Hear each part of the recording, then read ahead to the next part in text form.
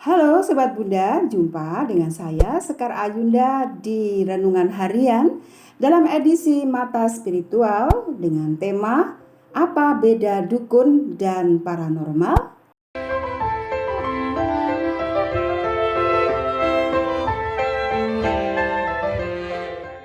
Sobat Bunda, di kolom komentar banyak yang bertanya mengenai profesi dari Bunda. Bunda ini dukun atau paranormal atau peramal atau apa? Nah, sebelum Bunda menjawab secara spesifik apa profesi Bunda ini, Bunda akan menjawab mengenai dukun dan paranormal. Apa bedanya?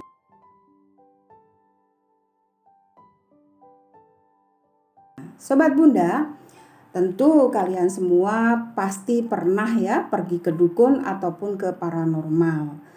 Dan beda antara dukun dan paranormal ini sebetulnya hanya istilah saja. Dukun biasa digunakan atau sebutan dukun ini biasanya disebut oleh orang-orang yang ada di pedesaan. Kemudian paranormal, tren saat ini di era globalisasi seperti sekarang, paranormal itu keren disebut di perkotaan. Nah, bagaimana sih sebetulnya antara dukun dan paranormal ini? Siapa mereka? Dukun dan paranormal ini sebetulnya adalah ahli supranatural, Sobat Bunda. Segala yang mereka miliki, kemampuan, keahlian, mereka dapatkan tentunya bukan hal yang gampang orang bisa menjadi seorang dukun ataupun paranormal ya, karena mereka mampu melihat hal-hal gaib atau dunia metafisika yang orang biasa belum tentu bisa melihatnya.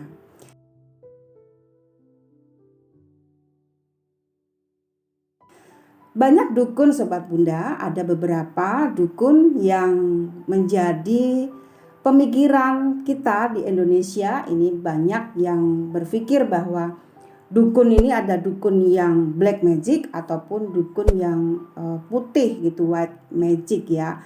Jadi dukun ini ada beberapa istilah ataupun keahlian dari dukun. Bunda akan menyebutkan 6 keahlian yang dimiliki para dukun ataupun para normal ya. Jadi yang pertama adalah dukun beranak. Dukun beranak ini biasa, profesi dukun beranak ini di zaman dulu ini sangatlah membantu untuk ibu-ibu zaman dulu yang belum ada para medis. Dukun beranak ini sangat dibutuhkan ya, dan tugasnya atau keahliannya adalah membantu ibu-ibu di pedesaan yang melahirkan bayi. Jadi peran serta dukun beranak ini dulu sangatlah dibutuhkan, tentunya juga sangat pahalanya besar ya, karena membantu manusia yang satu, membantu melahirkan untuk manusia, kehidupan manusia itu sendiri atau bayi-bayi yang dilahirkan. Nah, dukun yang kedua di sini adalah dukun jampi. Dukun jampi ini adalah seorang dukun ataupun paranormal yang punya keahlian meracik bahan-bahan alami atau bahan-bahan herbal. Kalau sekarang ya disebut herbalis, empon-empon yang mereka aplikasikan dengan berbagai macam rempah-rempah, kemudian bisa diminum, direbus ataupun buat mandi. Ini bisa disebut dengan dukun jampi atau herbalis. Yang ketiga adalah dukun klenik. Nah, dukun klenik ini adalah seseorang yang punya keahlian membuat satu macam benda ataupun jimat yang digunakan kepentingannya untuk masing-masing kebutuhan. Biasanya kebutuhan-kebutuhan untuk ilmu kekuatan tubuh ya. Jadi ada ilmu klenik ini berarti ada ilmu yang digunakan untuk kebalnya tubuh, karena benda-benda pusaka yang dibuat oleh dukun klenik ini, maka bisa benda-benda itu digunakan untuk tujuan-tujuan tertentu. Bisa untuk guna-guna. Kemudian juga bisa untuk sikep ataupun pelaris, pengasihan, seperti itu. Yang keempat adalah dukun santet. Nah, sampai hari ini katanya memang masih ada ya. Jadi dukun santet ini keahliannya adalah dia bisa menyantet atau mencelakai orang yang memang diminta oleh kliennya untuk menyakiti seseorang. Tentunya ini persoalan mereka ya, dan ini bisa dikategorikan black magic ataupun white magic, tergantung dari cara kita memandang. Yang kelima adalah dukun susuk. Saat ini konon katanya masih ada. Dukun susuk ini gunanya atau keahliannya adalah membuat juga semacam jarum emas yang dimasukkan ke dalam wajah. Biasanya menggunakan susuk ini kebanyakan adalah para wanita, dengan tujuan tertentu pula untuk kebutuhan pekerjaan. Mungkin dia pekerjaannya menghibur, bernyanyi ya, dan apa saja di masa lampau yang menggunakan susuk. Nah, saat ini konon sekali lagi katanya masih dipergunakan. Dan yang keenam adalah dukun tiban. Dukun tiban ini adalah seorang dukun yang ilmunya ini mendapatkan kekuatan dari roh yang tiba-tiba saja datang atau masuk ke dalam tubuh seseorang yang disebut dukun tiban ini. Jadi ilmu yang dia dapatkan ini murni karena dapat dari ketempelan dari roh yang bersamanya, maka disebut dukun tiban. Nah, keahliannya sekali lagi juga bisa mengobati orang secara tiba-tiba, dan biasanya terjadi dukun tiban ini di satu daerah yang memang daerah itu mengharuskan roh ini masuk ke dalam tubuh seseorang yang dipilih, yang fungsinya adalah menolong orang-orang di sekitar situ. Biasanya roh ini adalah roh yang memang berasal dari daerah itu. Sebelum lanjut videonya, ingat tetap cegah pandemi dengan 3M dan lengkapi mandi dengan rempah mandi Sri Kasturi yang bermanfaat mendetoksifikasi tubuh, mengangkat sisa racun sehingga badan tetap segar dan sehat. Gunakan rempah mandi Sri Kasturi dalam segala suasana agar aura Anda kembali bercahaya dan mempesona.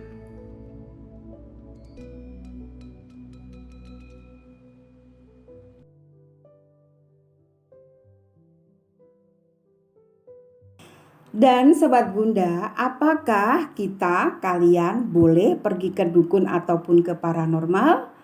Hal ini tergantung dari agama dan kepercayaan kalian. Bila agama dan kepercayaan kalian melarang untuk pergi ke dukun ataupun ke paranormal, jangan dilakukan. Tapi kita juga bisa menghargai sudut pandang saudara-saudara kita yang lain yang memang punya keyakinan bahwa Tuhan selalu memberikan perpanjangan tangannya melalui orang lain. Misalnya saja dengan dukun ataupun paranormal ini. Karena dukun dan paranormal juga kekuatannya bersumber dari Tuhan. Karena dukun dan paranormal pun juga adalah ciptaan Tuhan. Jadi di dalam tubuh dukun ataupun paranormal itu adalah sang pencipta yang melalui perpanjangan tangannya menggunakan dukun dan paranormal ini untuk menolong umatnya. Jadi bila ada sudut pandang saudara-saudara kita yang lain masih mempercayai dukun ataupun paranormal, kita hormati itu. Asal dalam pergi ke dukun ataupun ke paranormal itu kita juga harus waspada. Karena sama dengan uang asli dan uang palsu, dukun pun juga ada dukun yang palsu ataupun dukun yang asli.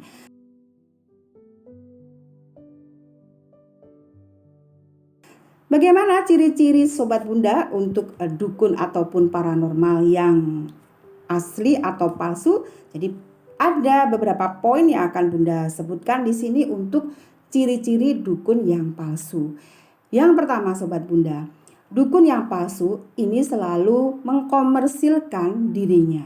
Contohnya, dia senantiasa menginfokan tentang dirinya dengan promo-promo di situs-situs tertentu dengan berlebihan.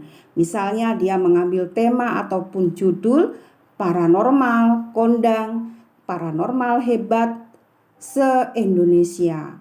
Dan dia di situ sudah berani menjamin para kliennya bahwa persoalan yang dihadapi oleh para kliennya ini pasti bisa diatasi.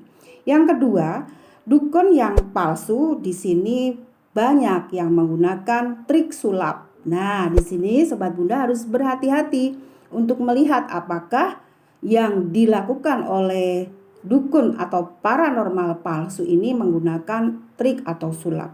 Banyak contoh-contoh trik dan sulap yang digunakan, maka Sobat Bunda perlu meriset dulu ya, bagaimana sih sebetulnya profesionalisme dari dukun ataupun paranormal tersebut. Cari alamatnya, apakah memang benar ada seperti itu ya. Kemudian yang berikutnya adalah dukun ataupun paranormal ini membanggakan dirinya berlebihan dan menjelek-jelekkan paranormal lain. Ini yang perlu diwaspadai. Dukun yang asli ataupun paranormal, dia akan kalem, dia tidak akan mempublikasikan kelebihannya atau kepandaiannya secara berlebihan ya. Dan paranormal dan dukun yang palsu ini seakan-akan sok tahu dan banyak yang pamer pusaka, kadang melebih-lebihkan tentang benda-benda yang ada di dalam rumahnya. Termasuk yang harus diwaspadai adalah tempat ataupun rumah yang dipakai untuk praktek itu memasang aksesoris yang berlebihan atau dekorasinya seakan-akan membuat klien takut. Misalnya ada tengkorak manusianya, ada ular yang sudah awetkan, ini perlu diwaspadai. Jadi kesan dari aksesoris rumah pun juga kesannya menakutkan. Ini bisa diwaspadai bahwa dia adalah dukun palsu ataupun paranormal palsu. Yang berikutnya, ada juga yang sok suci, seakan-akan dia kiai ataupun ustadz yang memakai gelar-gelar keagamaan. Dan dukun atau paranormal asli ini biasanya mencomot atau memotong ayat-ayat Al-Quran di mana bisa diucapkan ketika dia membuka prakteknya seakan-akan ini memang bagian dari praktek agama. Jadi itu adalah beberapa ciri-ciri dari paranormal dan dukun palsu.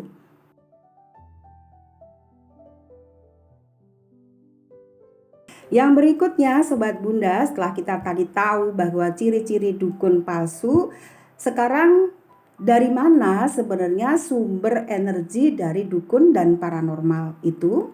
Jadi sumber energi dukun dan paranormal ini Sobat Bunda ada dua ya, dari pemberian dan dari deduktif. Apa dari pemberian? Jadi Sobat Bunda, dari pemberian ini dukun ataupun paranormal ini memang sudah keturunan dari generasi-generasi sebelumnya.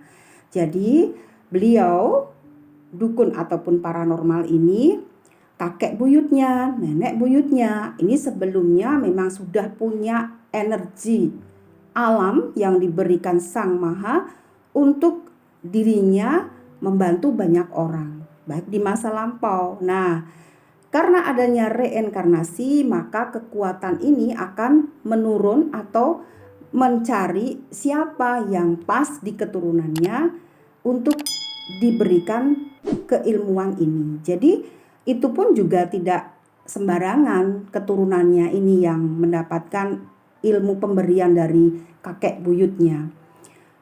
Orang yang mendapatkan keilmuan ini juga akan dipilih oleh Tuhan untuk mendapatkan ilmu ini atau energi ini yang bisa digunakan untuk membantu banyak orang. Tentunya adalah hal-hal yang positif ya Sobat Bunda. Dan sekali lagi di sini ilmu atau energi ini tidak sembarangan diturunkan karena perlu berbagai macam syarat-syarat untuk mendapatkan ilmu ini. Nah, yang kedua adalah energi dari dukun dan paranormal dari hasil deduktif. Hasil deduktif itu yang seperti apa? Jadi deduktif adalah deduksi atau berguru. Deduktif adalah ilmunya sendiri, deduksi adalah pelakunya. Nah, seseorang yang mendeduksi atau berguru kepada orang yang memang punya ahli tadi, yang punya ahli pemberian tadi, Ini tentunya juga tidak sembarangan. Perlu keteguhan hati, niat, dan keseriusan, dan tidak juga mempunyai jiwa yang kotor. Artinya jiwanya memang harus bersih, punya semangat tinggi untuk menolong banyak orang. Dan ketika deduksi ini mendapatkan keilmuan dari guru spiritualnya yang bersumber dari keilmuan pemberi tadi, maka keilmuan dari yang memberikan ini akan diterima oleh si deduksi. Tapi apakah khasiatnya ataupun kekuatannya ini sama, Sobat Bunda? Tidak ya, Sobat Bunda. Jadi seorang paranormal yang berguru dan yang memang murni bangkit energi spiritualnya dari leluhur, ini sangat beda levelnya. Mengapa beda levelnya, Sobat Bunda? Ya, karena apa yang diterima seseorang paranormal yang berguru dengan gurunya pasti jelas beda ya, karena kualitasnya di sini yang berbeda. Jadi paranormal ataupun dukun yang memang dia mempunyai keilmuan murni dan yang belajar, bedanya di sini adalah kadar kualitasnya.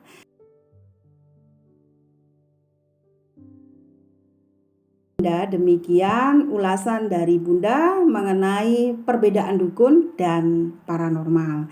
Nah, jika ada yang bertanya, Bunda Sekar Ayunda ini dukun, paranormal ataupun peramal?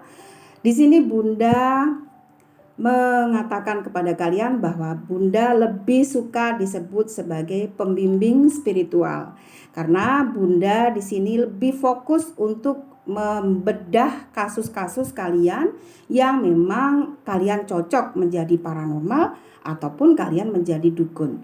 Dan selain itu juga Bunda membuka jalan atau jiwa-jiwa yang masih tersesat ataupun jiwa-jiwa yang baru bangkit spiritualnya. Maka Bunda lebih suka disebut sebagai pembimbing spiritual.